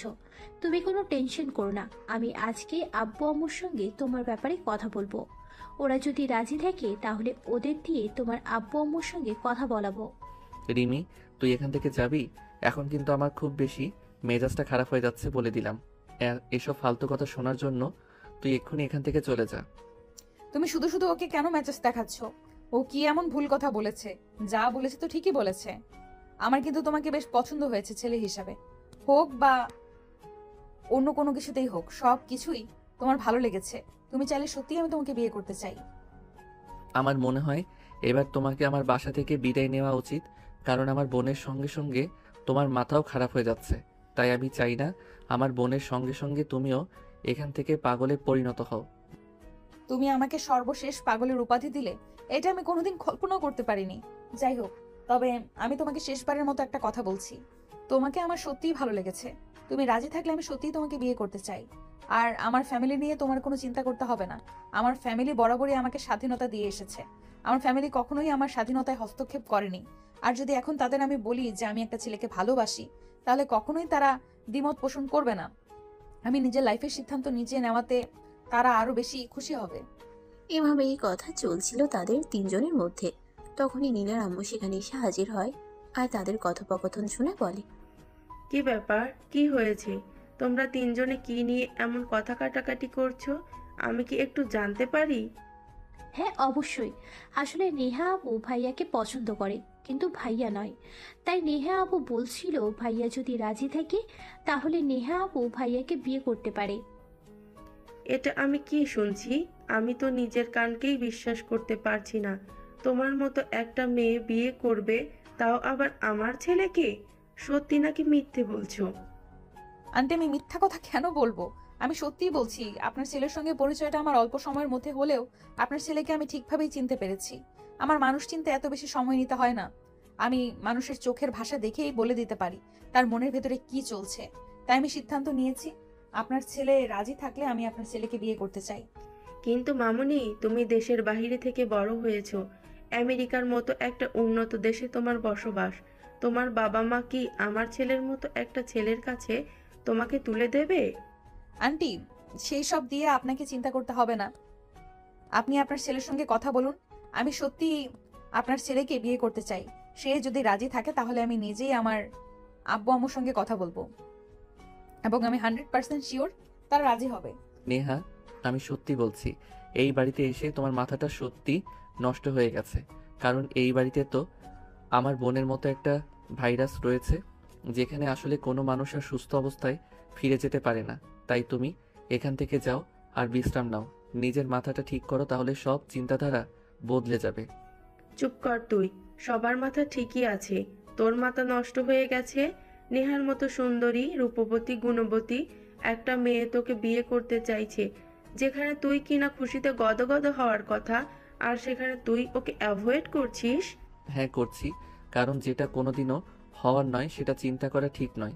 নেহা আমেরিকার মতো একটা উন্নত দেশে বড় হয়েছে, সেখান থেকে সে বাংলাদেশে এসে সংসার করবে, এটা আমি কোনোদিনই বিশ্বাস করি না, আর বিশ্বাস করতে পারবো না। তাই আমি বলছি, তোমরা এসব পাগলামি বন্ধ করো। আর নেহা নেশায় আছে, তাকে তেঁতুল জল খেতে দাও, তাহলেই ঠিক হয়ে যাবে। এরপর কাউকে আর কোনো কথা বলার সুযোগ না দিয়ে নীল সেখান থেকে সোজা নিজের রুমে চলে গেল আর দরজা বন্ধ করে দিল। এদিকে নেহা নীলের আম্মুকে বলছে, আন্টি, আমি সত্যি আপনার ছেলেকে প্রথম দেখাতেই ভালোবেসে ফেলেছি। তাই তো আপনার ছেলের সঙ্গে একদিনের বন্ধুত্বের পরিচয়, তার বাসা পর্যন্ত চলে এসেছি। আসলে আমি মানুষকে খুব সহজেই বিশ্বাস করে ফেলি। আপনার ছেলে কেমন সেটা আমি জানি না, আর জানার খুব প্রয়োজন বলেও মনে করছি না, কারণ আমার মন বলছে সে খুবই ভালো একটা ছেলে। তাই আমি সিদ্ধান্ত নিয়েছি তাকে বিয়ে করতে চাই। হ্যাঁ মামুনি, ঠিক আছে, কোনো সমস্যা নেই। আমি খুব ভালো করে জানি জীবনে ভালোবাসা কখনো অনুমতি নিয়ে আসে না, কিংবা কোনো সময় সাপেক্ষ আসে না। ভালোবাসা যখন তখন হয়ে যায়। তোমার চিন্তার কোনো কারণ নেই। তুমি নিশ্চিন্তে বাসায় যেতে পারো, আমি দেখছি বিষয়টা। আমি 2 দিনের মধ্যেই তোমাকে রেজাল্ট জানাবো। ওই কথা শুনে নীলের আম্মুর কাছ থেকে বিদায় নিয়ে নেহা বাসে চলে গেল আর অপেক্ষা করতে থাকলো কখন নীলের আম্মু তাকে ফোন করে জানাবে। এদিকে নেহা চলে যাওয়ার পর নীলের আম্মু নিজের কাজকর্ম শেষ করে রাতে রান্না বান্না করে তারপর নীলের রুমে গেল। কি রে, কি ব্যাপার? কি সমস্যা তোর? তুই সেই কখন থেকে দরজা বন্ধ করে আছিস কেন? আমি যদি তোমাদেরকে কোনো কথা শোনাতে না পারি তাহলে আমি কি করব বলো? আমি তো তোমাদের কত করে বলছি তোমরা আমার কথা শোনো আর আমার কথা বোঝার চেষ্টা করো, কিন্তু তোমরা তো ঠিক করে নিয়েছো আমার কোনো কথাই শুনবে না। বোঝা তো অনেক দূরের কথা। দেখ, আমার কখনো এমন কিছু চাইবো না যেটা তোর ক্ষতি হবে। আমরা সব সময় তোর ভালোই চাই, আর তোর ভালোর জন্যই বলছি। নেহা মেয়েটা যথেষ্ট ভালো, আর সে তোকে বিয়ে করতে চায়। তাহলে ওকে বিয়ে করতে তোর সমস্যা কোথায়? তুমি কি কোনো কিছু বুঝতে পারছো না নাকি বুঝতে চাইছো না? আমি তো সেটাই বুঝতে পারছি না। আমি কেন নেহাকে বিয়ে করতে যাব? নেহা আমেরিকার মতো অন্যতম একটা দেশে বড় হওয়া একটা মেয়ে, সে কি বাংলাদেশে থাকতে পারবে? কখনোই না। আর একটা কথা মনে রেখো, আমি কোনো মেয়ের জন্য কোনো দিনও নিজের পরিবার ছেড়ে যাব না। নেহাকে আমি দেখেছি। আমার মনে হয় না নেহা কোনো দিনও তোকে এমন কোনো কথা বলবে যেটা তোকে কষ্ট দিবে, কিংবা আমাদের ছেড়ে দেওয়ার কথা বলবে। নেহা আমেরিকার কালচার এ বড় হলেও তার মন প্রাণের সব কিছুই বাংলাদেশে পড়ে আছে। আর একটা কথা তুই ভুলে যাস না, নেহা কিন্তু জন্মসূত্রে বাংলাদেশের নাগরিক। আমি দেখেছি বাংলাদেশের প্রতি তার অন্যরকম একটা টান অনুভূত হয়। আমি তোমার এত ঘোরানো পেঁচানো কথা বুঝতে পারছি না। কি বলবে তুমি আমাকে সরাসরি বলো। হ্যাঁ, আমি তো সেই কখন থেকেই তোকে সোজা কথা বলার চেষ্টা করছি। আমি তো তোকে বলছি তুই নেহাকে বিয়ে কর। এটা তোর জন্য আর আমাদের পরিবারের সবার জন্য খুব ভালো হবে। তাই আমি তোকে রিকোয়েস্ট করছি। ঠিক আছে, কোনো সমস্যা নেই। আব্বু বাসায় আসলে তুমি আব্বুর সঙ্গে কথা বলো, আর আব্বু যদি রাজি হয় তাহলে আমার কোনো প্রবলেম নেই। তবে বিয়েটা আমি এখন করতে পারবো না। আমি অনার্স কমপ্লিট করব, তারপর বিয়ে শাদী নিয়ে চিন্তা করব। ঠিক আছে, কোনো সমস্যা নেই। আমরা নেহার আব্বু আম্মুর সঙ্গে কথা বলবো এবং বিয়ের দিন তারিখ সব ঠিক করে রাখবো, এবং সেই সাথে আমরা এখন এঙ্গেজমেন্ট করে রাখবো। এঙ্গেজমেন্ট করে রাখতে হবে কেন? নেহা তো কারোর সঙ্গে প্রেম বা রিলেশন করছে না যে সে আমাকে রেখে পালিয়ে যাবে। যখন বিয়ে হবে তখন সব একসঙ্গেই হবে। হ্যাঁ, এঙ্গেজমেন্ট করেই রাখতে হবে, কারণ মানুষের মন আর আকাশের রং কখন কিভাবে পাল্টে যায় এটা কেউ বলতে পারে না। তাই আমি মনে করি বিয়েটা করিয়ে রাখাই সবচাইতে বুদ্ধিমানের কাজ হবে। নীল তখন সেখানে আর কোনো কথা বলল না। নীলের মা নীলের রুম থেকে বের হয়ে গেল। সেদিন রাতের বেলা নীলের আব্বু যখন বাড়িতে আসলো তখন নীলের আম্মু তার আব্বুকে সমস্ত ঘটনা খুলে বলে, আর সবকিছু শুনে নীলের আব্বুও রাজি হয়ে গেল। দেখাবো হচ্ছে ঘরে থাকার মানুষটাকে তোমাদের যদি পছন্দ হয়ে থাকে তাহলে আমার কোনো আপত্তি নেই, কারণ তার সঙ্গে সারাটা সময় তোমরা কাটাবে। আমি তো সারাদিন অফিস আর ব্যবসা নিয়ে ব্যস্ত থাকবো, আমার তো সেরকম সময় হয়ে উঠবে না। কিন্তু তারপরও তোমার সঙ্গে আলোচনা করবার দরকার আছে, কারণ তুমি এই বাড়ির কথা সবকিছুতেই তোমার অনুমতি নেয়ার খুবই প্রয়োজন। তাই তোমাকে বললাম। ঠিক আছে, কোনো সমস্যা নেই। তুমি নেহার সঙ্গে যোগাযোগ করে তার আব্বুর আম্মুর সঙ্গে কথা বলার চেষ্টা করো। আমি এই কয়েকদিন অফিসিয়ালি কাজে খুবই ব্যস্ত থাকবো, আবার কথা বলার খুব একটা সময় হয়ে উঠবে না। অতঃপর পরের দিন সকালবেলা নীলের আম্মু নীলের কাছ থেকে নেহার ফোন নাম্বার নিল এবং ফোনে তার সঙ্গে কথা বলল। না, তুমি কি একবারও তোমার আব্বু আম্মাকে বাংলাদেশে আসতে বলতে পারবে? তাহলে সামনাসামনি বসে তাদের সঙ্গে কথা বলতাম। তাদেরও তো মতামতের দরকার আছে। তাছাড়া তোমাকে আমরা সামনাসামনি দেখেছি, তাই তোমাকে পছন্দ হয়েছে। তোমার বাবা মা ও বাংলাদেশে এসে নীলকে সামনাসামনি দেখুক, তারপর না হয় সিদ্ধান্ত নেই। আমি আমার আব্বুর সঙ্গে কথা বলেছি আর নীলের ছবি আমার আব্বুকে দেখিয়েছি। আমার আব্বু নীলকে পছন্দ করেছে। তাছাড়া আমার আম্মুও নীলকে পছন্দ করবে, এ ব্যাপারে আপনার কোনো চিন্তা করতে হবে না। কিন্তু আপনি যদি আমার আব্বু আম্মুর সঙ্গে সরাসরি কথা বলতে চান, সেটা আলাদা কথা। তাহলে আমি আব্বুকে ফোন করে বলবো আম্মুকে নিয়ে এই সপ্তাহেই বাংলাদেশে আসতে। হ্যাঁ, তুমি সেটাই করো। আমরা সামনাসামনি বসে কথা বলে তারপর সিদ্ধান্ত নিতে চাই। ঠিক আছে, কোনো সমস্যা নেই। আপনি যেরকম বলবেন সেরকমই হবে। আমি আজ বিকেলেই আব্বুকে ফোন করব। এখনই করতাম, কিন্তু এখন আব্বু অফিসে আছে, কাজে ব্যস্ত হয়তো, তাই এখন কথা বলা যাবে না। ঠিক আছে, কোনো সমস্যা নেই।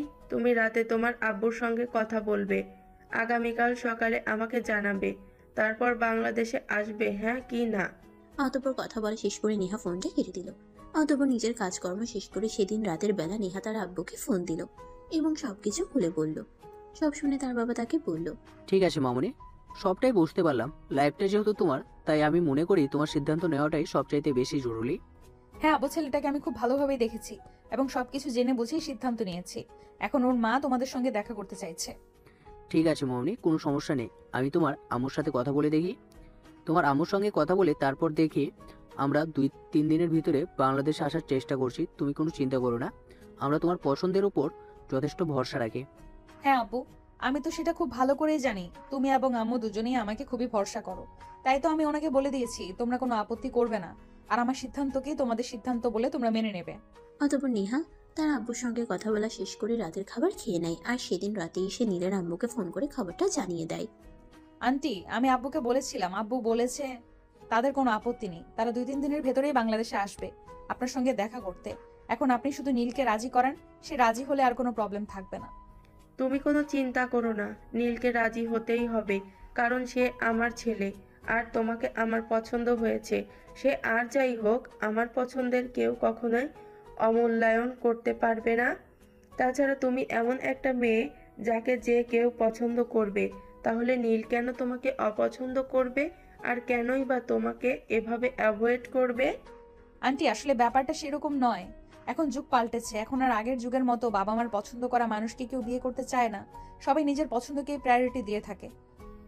সেটা ঠিক আছে, যেটা আমি মানছি, তারপরেও আমি তাকে রাজি করিয়ে ছাড়বো। কারণ তোমার মতো একটা মেয়েকে অ্যাভয়েড করার কোনো কারণ আমি দেখতে পাচ্ছি না। অপছন্দ হওয়ার মতো হলে তাহলে সে অপছন্দ করতে পারতো বা সরাসরি আমাদের মুখের উপর না বলে দিতে পারতো, কিন্তু তোমার মতো একটা মেয়েকে রিজেক্ট করার কোনো অপশন তার কাছে কি আদৌ আছে? অতঃপর কথা বলা শেষ হলে দুজনেই ফোন রেখে ঘুমিয়ে পড়ে। পরের দিন সকালবেলা নীল যখন ভার্সিটি যাওয়ার জন্য তৈরি হচ্ছিল, তখনই তার আম্মু তার রুমে আসে আর বলে, নেহা তার আব্বু আম্মুর সঙ্গে কথা বলছে।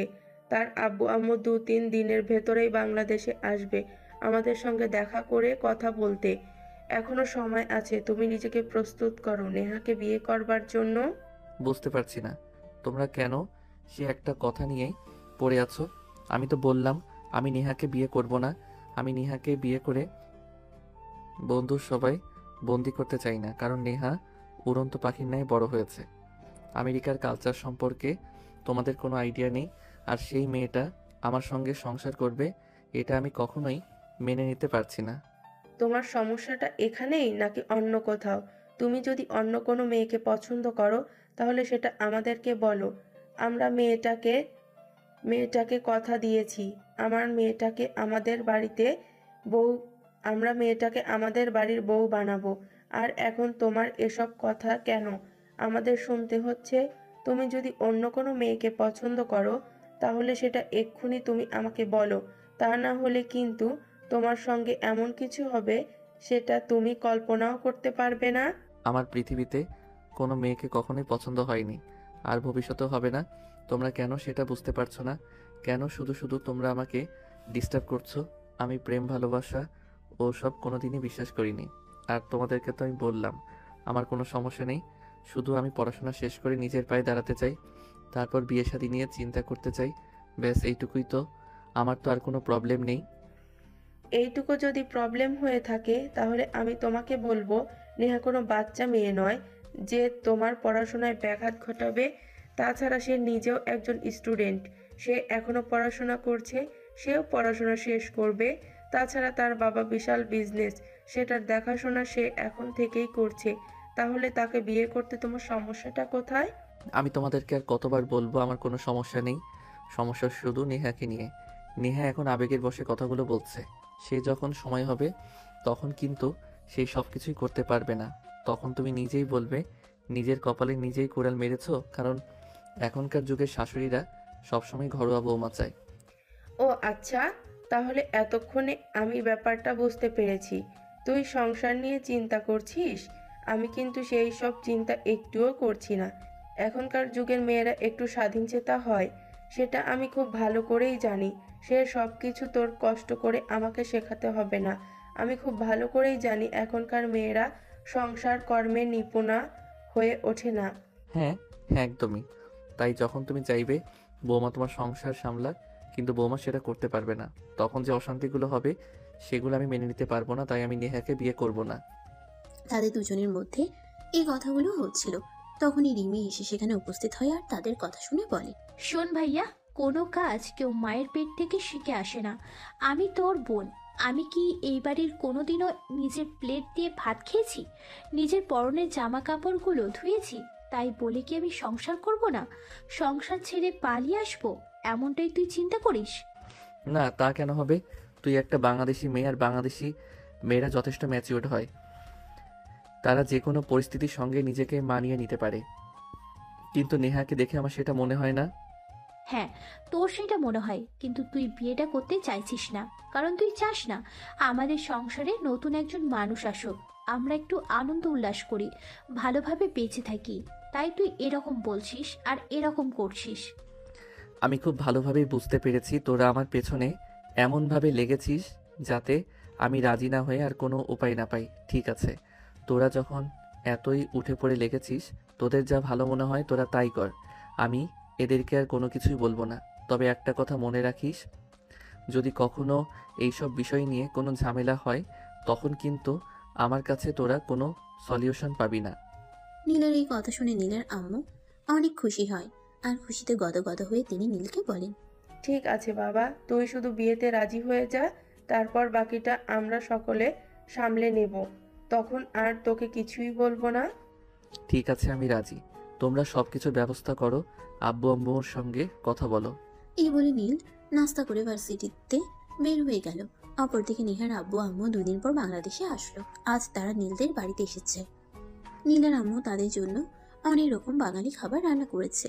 নেহার আব্বু খাবার টেবিলে বসেই বলল, আহ, কি সুগন্ধ! কতদিন এরকম বাঙালিয়ানা খাবার খাওয়া হয় না। আজ মনে হয় অনেক বছর পর তৃপ্তি করে কিছু খেতে পারবো। তুমি এমন করে বলছো যেন আমি তোমাকে কোনো কিছুই রান্না করে খাওয়াই না, আর আমার খাবার এখনো টেস্ট নাই। আরে তুমি রেগে যাচ্ছ কেন?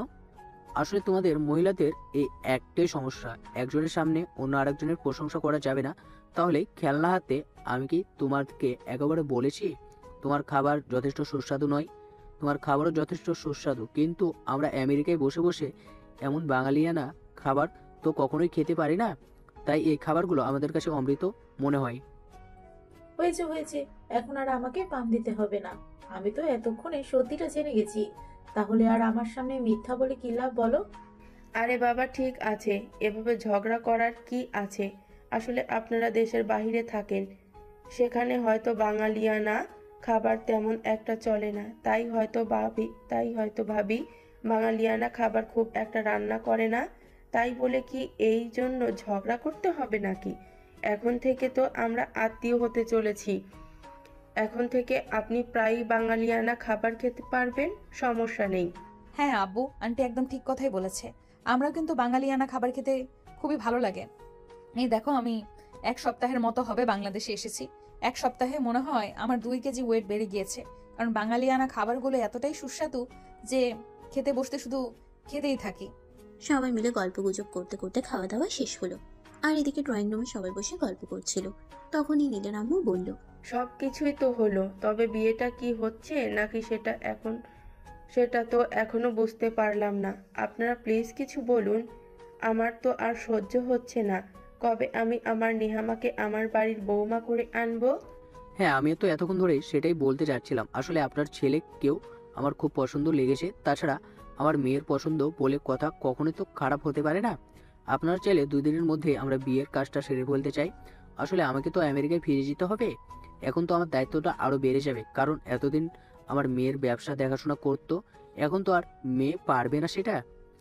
সে ব্যাপারে আপনাকে কোনো চিন্তা করতে হবে না। নেহা আমাদের বাড়ির বউ হলে যখন তার যেখানে যাওয়ার ইচ্ছে করবে তখন সে সেখানেই যেতে পারবে। আমরা তাকে কখনোই কোনো কাজে বাধা দিব না। আলহামদুলিল্লাহ, আপনার কথা শুনে আমি অনেক খুশি হয়েছি। আপনার এই কথাটা যেন সারা জীবন চলমান থাকে, কারণ বিয়ের আগে মানুষ অনেক কথাই বলে, কিন্তু যখন একটা সম্পর্ক তৈরি হয়ে যায় তখন আর সেসব কথার কোনো ভ্যালু থাকে না।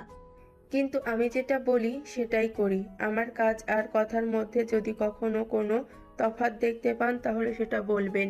আমি আপনাদের কথা দিলাম, নেহা বিয়ের আগে যেমন আপনাদের মেয়ে ছিল, বিয়ের পরেও ঠিক তেমনি থাকবে।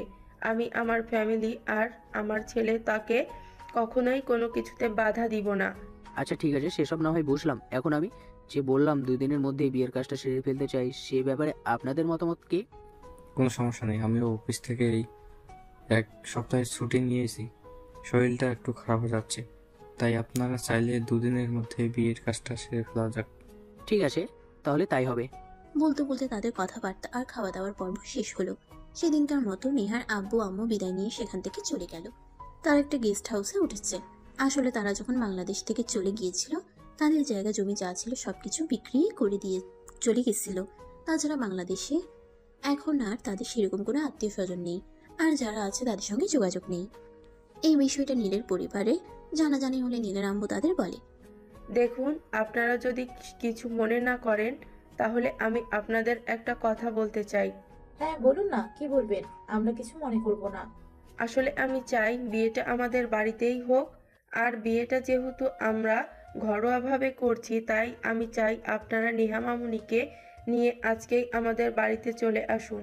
আর কালকে তো বিয়ের সমস্ত নিয়ম আচার আমাদের বাড়িতেই করা হোক। কিন্তু এটা তো ভালো দেখায় না, বিয়ের আগে মেয়েরা তো শ্বশুর বাড়ি যায় না। সেরকম কোনো নিয়ম নেই। আগে এগুলো মানুষ বলতো, কিন্তু এখন আর মানুষ সেইভাবে বিশ্বাস করে না। এখন যুগ আপডেট হয়েছে, সবাই এখন আধুনিকভাবে চলাফেরা করে। তাই আপনারা আজকেই নেহাকে নিয়ে আমাদের বাড়িতে চলে আসুন। আচ্ছা ঠিক আছে, আমি নিহার আব্বুর সঙ্গে কথা বলে তারপর আসছি। তারপর সেদিন বিকালবেলা নেহা তার ফ্যামিলি সহ নীলদের বাড়িতে চলে আসে। আর পরের দিন ওই বাড়িতেই তাদের বিয়ের সমস্ত আয়োজন করা হয়। আশেপাশের মানুষজন একটু অবাকই ছিল। তারা এই প্রথমবার দেখলো ছেলে মেয়ে এক বাড়িতেই থাকছে আর সে বাড়িতেই তাদের বিয়ে হচ্ছে। কিন্তু তার পরিবারে সে ব্যাপারে কোনো মাথা ব্যথা নেই। কে কি বললো না বললো সেসব নিয়ে তারা একটু চিন্তা করে না। যাই হোক, চলুন তারপর কি হয় দেখা যাক। নীল আর নেহার বিয়ের কাজ সম্পন্ন হলো। ঘরোয়াভাবে খুব কাছের আত্মীয় স্বজনদেরকে বাড়িতেই আপ্যায়নের ব্যবস্থা করা হয়। খাওয়া দাওয়ার পর্ব শেষ হলে সবাই নিজেদের মতো নিজেদের বাড়িতে চলে গেল। আর এদিকে রিমি তার বন্ধুদের নিয়ে নীলের জন্য বাসর ঘর সাজানোর ব্যবস্থা করছিল। তখনই নীল সেখানে আসে। কি ব্যাপার রিমি, কি হচ্ছে? এসব তোকে কে বলেছে এসব ফালতু কাজকর্ম করতে? আমাকে কেউ বলতে যাবে কেন? আমার ইচ্ছে হয়েছিল তাই করেছি। কেন, তোর কোনো সমস্যা আছে নাকি? তোর কোনো সমস্যা থাকলেও আমার তাতে কোনো আপত্তি নেই, কারণ তুই আমার একমাত্র ভাই বলে কথা। অনেক ইচ্ছে ছিল তোকে ধুমধামের সঙ্গে বিয়ে দেব, কিন্তু যেহেতু নেহার ফ্যামিলিগত সমস্যা আছে, তারা আমেরিকায় চলে যাবে তাদের বিজনেসের কাজে, তাই তো সেটা হয়ে উঠলো না। তাই বলে কি আনন্দ একটুকু করব না? তার জন্যই তো আমি তোর জন্য নিজের হাতে বাসর ঘরটা সাজাচ্ছি। আর অবশ্যই কিন্তু তার জন্য আমার একটা ভালো পেমেন্ট পাওয়া চাই। এই সব কিছু তো করছিস আমার বাবার টাকায়, তাহলে আবার আমি তোকে পেমেন্ট দিতে যাব কেন? আমার কি মাথা খারাপ হয়েছে নাকি? শোন, এসব ফালতু কাজকর্ম আমাকে দেখাতে আসিস না। শোন ভাইয়া, এখন কিন্তু একদম বেশি বেশি হয়ে যাচ্ছে, বলে দিলাম। তুই কিন্তু আমাদের সবাইকে ইনসাল্ট করছিস। এটা কিন্তু তোর কাছ থেকে আমরা কেউই আশা করি নাই, কারণ তুই আমাদের একমাত্র ভাই। তোর বিয়েতে যদি একটু আনন্দ করতে না পারি তাহলে কবে আনন্দ করব বল? ঠিক আছে, যা ইচ্ছে কর, কিন্তু আমি তোদের 500 টাকার বেশি দিতে পারবো না, এটা মাথায় রাখিস। তারপর কিন্তু আবার বলবি না আমি কিপটেমি করি। থাক ভাই, তোকে আমাদের কোনো পেমেন্ট করতে হবে না। আমরা চাই না তোর টাকা। তোর টাকা তুই তোর কাছে রাখ, আমাদের কোনো টাকা লাগবে না। নীল তখন কোনো কথা না বলে সেখান থেকে চলে গেল। আর এদিকে রিমি তার বন্ধুদের নিয়ে ঘর সাজানোর কাজ শেষ করলো। তারপর সে তার বোনদের নিয়ে সেখান থেকে চলে গেল। আর নেহাকে একটু সাজুগুজু করিয়ে নীলের রুমে পৌঁছে দিল। নেহা এমনিতেই যথেষ্ট সুন্দরী, তাকে খুব বেশি সাজুগুজু করতে হয় না। তবুও আজ যেহেতু তার বিয়ে, তাই তো তার এই দিনটাকে একটু স্পেশালি করার প্রয়োজন আছে। তাই রিমি নেহাকে অল্প একটু সাজিয়েছে, তবে এই অল্প সাজেই নেহাকে আরো অপরূপ করে তুলেছে। নেহাকে একদম আকাশের পরীদের মতোই সুন্দর লাগছিল। যে একবার নেহার দিকে তাকাবে তার বারবার তাকাতে মন চাইবে, চোখ ফেরাতেই ইচ্ছে করবে না। রিমি নেহাকে রুমে পৌঁছে দিয়ে সেখান থেকে চলে যাচ্ছিল, তখনই নীল সেখানে আসলো আর রিমিকে বলল, কি ব্যাপার, কি হলো? তুই তোর পেমেন্ট না নিয়ে চলে যাচ্ছিস কেন? তুই না বললি তোর পেমেন্ট চাই? হ্যাঁ চেয়েছিলাম, কিন্তু তুই তো বলে দিয়েছিস 500 টাকার বেশি দিতে পারবি না। 500 টাকা দিয়ে আজকাল 2 প্লেট ফুচকাও খাওয়া যায় না। তাহলে তোর কাছ থেকে 500 টাকা নিয়ে কি করব? দরকার নেই তোর টাকা, তোর টাকা তোর কাছেই থাক। আরে বোন, আমার রাগ করছিস কেন? এই নে তোর পেমেন্ট, এখানে পুরো 50,000 টাকা আছে।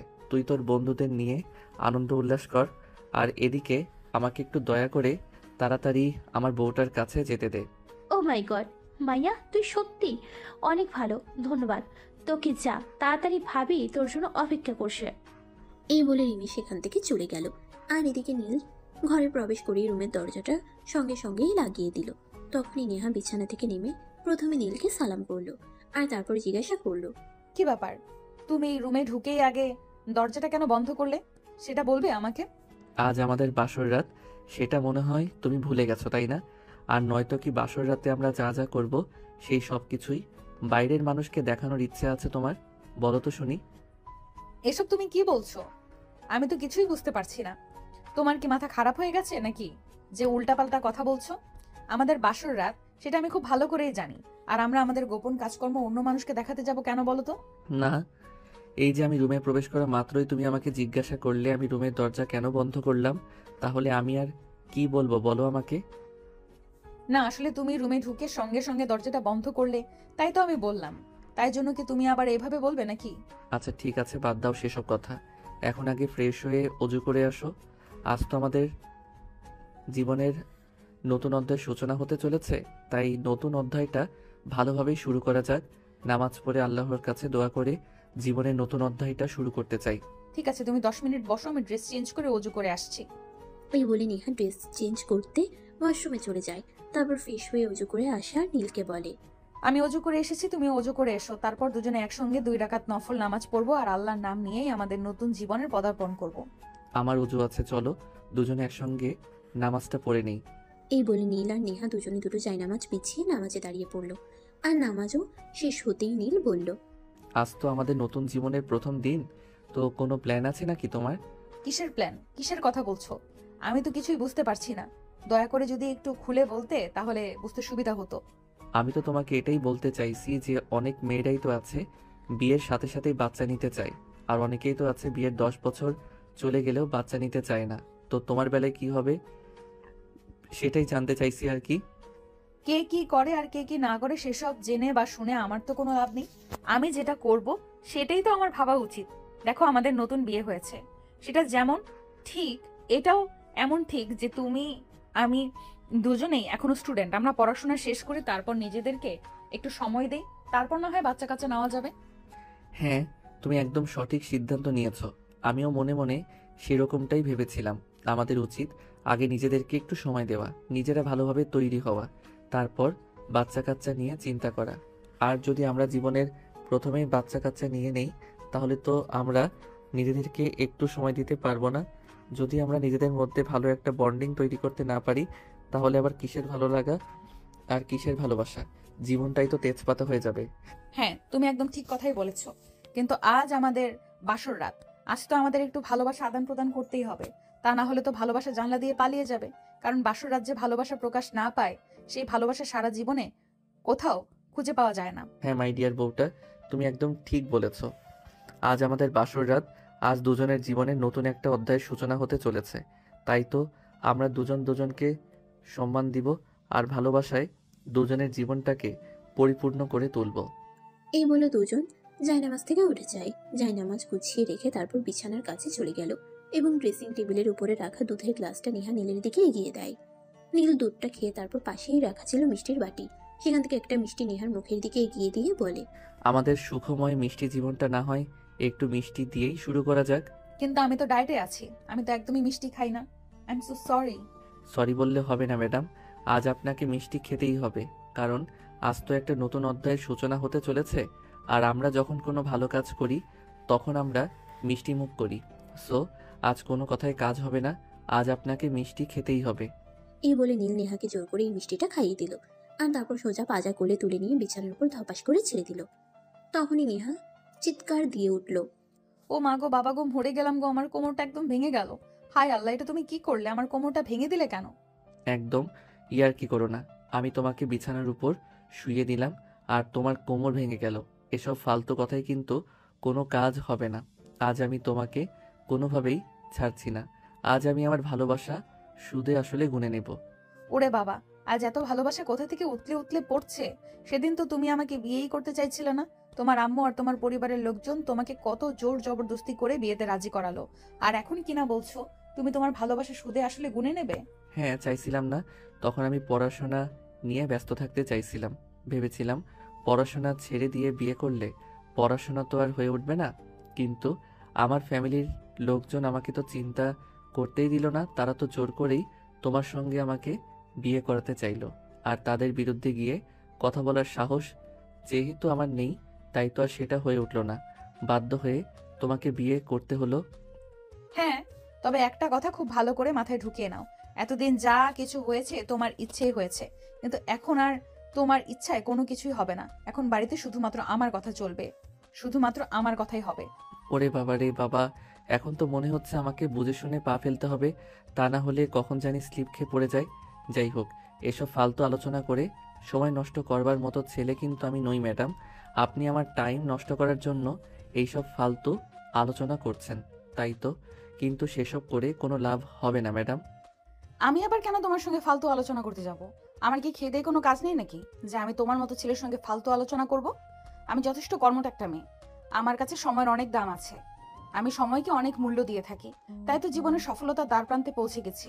হ্যাঁ, আর সেই জন্যই তো বাসর রাতে বসে এসব গল্পগুজব করছো, তাই না?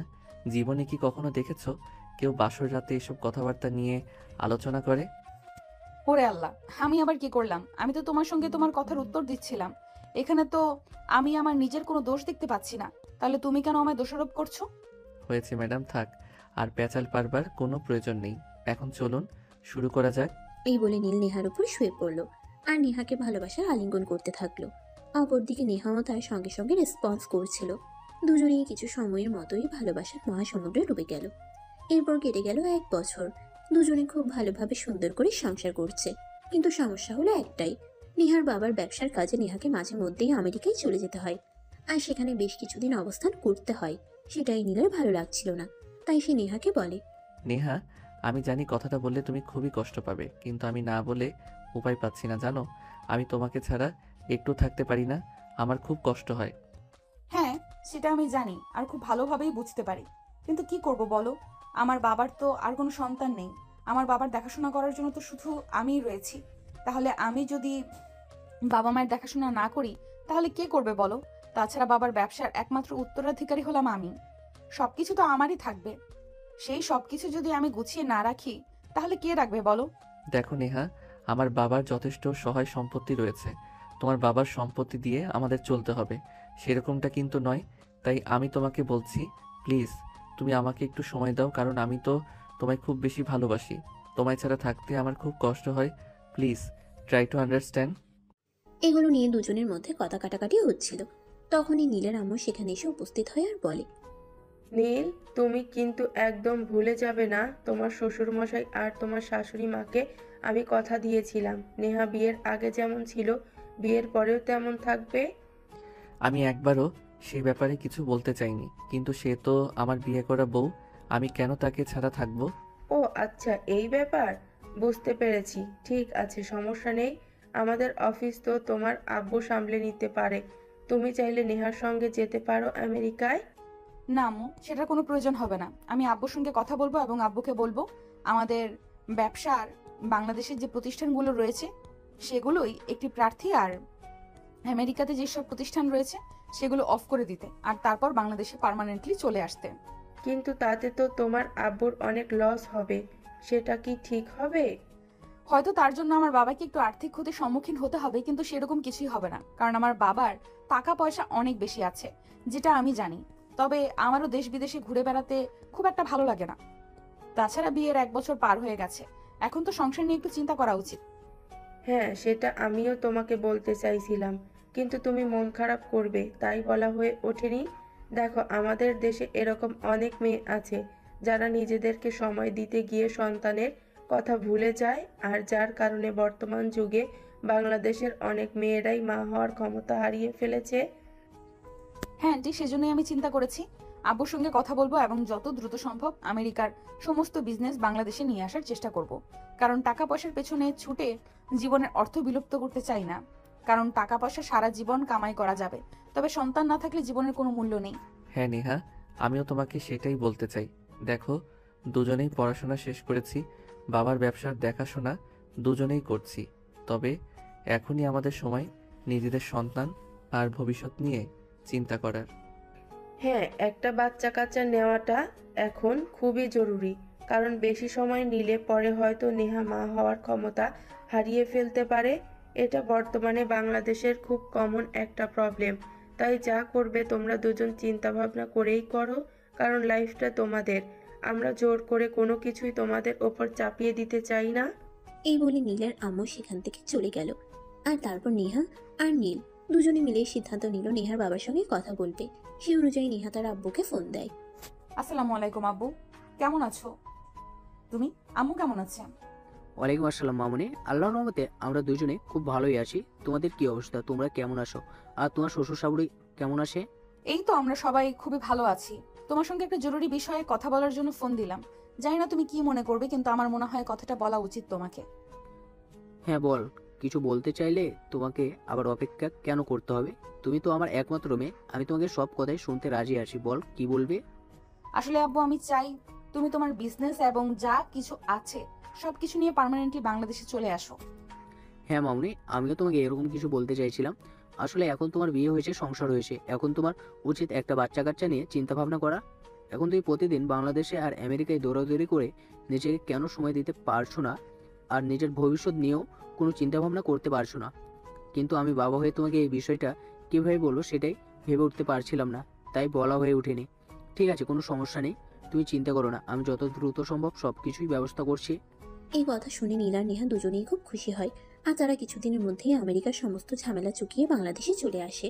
এরপর চলে গেল আরো 2 মাস। ইতিমধ্যে নেহার শরীরে কিছু ব্যতিক্রমী প্রভাব দেখা যাচ্ছে। নেহার ইদানিং খুব বেশি শরীর খারাপ করছে, মাথা ঘুরাচ্ছে। তাই নীল নেহাকে নিয়ে ডক্টরের কাছে গেল।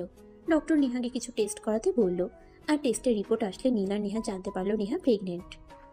এই খবরটা শুনে নীল আর নেহা দুজনেই অনেক খুশি হলো। আর সঙ্গে সঙ্গেই তারা ক্লিনিক থেকে বের হয়ে একটা মিষ্টির দোকানে চলে গেল। সেখান থেকে তারা অনেকগুলো মিষ্টি নিয়ে নেহা মা হওয়ার আনন্দে সারা এলাকায় মিষ্টি বিতরণ করলো। আর তারপর তারা বাসায় আসলো। বাসায় আসতে না আসতেই রিমি নেহাকে জড়িয়ে ধরে চিৎকার করে বলতে লাগলো, ভাবি, তুমি জানো আজ আমাদের সবার জীবনের সবচেয়ে খুশির একটা দিন। আমাদের পরিবারে নতুন মেহমান আসতে চলেছে। জানো না তুমি আমাদেরকে কত বড় একটা উপহার দিতে চলেছো? আমাদের গোটা পরিবার তোমার কাছে কৃতজ্ঞ। আরে এটা এমন কি, মা হওয়াটা আমার জন্য খুব জরুরি ছিল। তুমি জানো না তোমরা কতটা খুশি হয়েছো, তার চাইতে আমি বেশি খুশি হয়েছি। কারণ একটা মায়ের কাছে তার সন্তানের আগমনের বার্তাটা কতটা খুশির, সেটা যখন তুমি মা হবে তখন বুঝতে পারবে। হ্যাঁ মামুনি, তুমি একদম ঠিক কথাই বলেছ। মা হওয়া ছাড়া কখনোই মায়ের অনুভূতি বোঝা যায় না।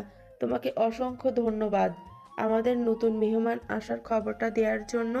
তবে হ্যাঁ, আরেকটা কথা, আজ থেকে কিন্তু তোমার কোনো কাজ করা চলবে না, না তো ব্যবসা আর না তো বাড়িতে সব কিছু আমরা সকলে সামলে নিব। তুমি এখন থেকে ফুল রেস্টে থাকবে। তোমার পেটে আমাদের পরিবারের নতুন সদস্য আসতে চলেছে। এভাবেই শুরু হলো নীলের পরিবারে খুশির জোয়ার। আর সবাই মিলে সুখে শান্তিতে একসঙ্গে বসবাস করতে লাগলো। আর অপেক্ষা করতে লাগলো কখন তাদের কোলে নতুন মেহমান আসবে। তো ভিউয়ার্স, আমরা আর তার জন্য অপেক্ষা না করে চলুন আজকের মতো বিদায় হই। দেখা হবে আবারও নতুন কোনো গল্পে। সে পর্যন্ত সবাই ভালো থাকবেন, সুস্থ থাকবেন এবং গল্পটি ভালো লাগলে অবশ্যই কমেন্ট করতে ভুলবেন না। সমাপ্ত।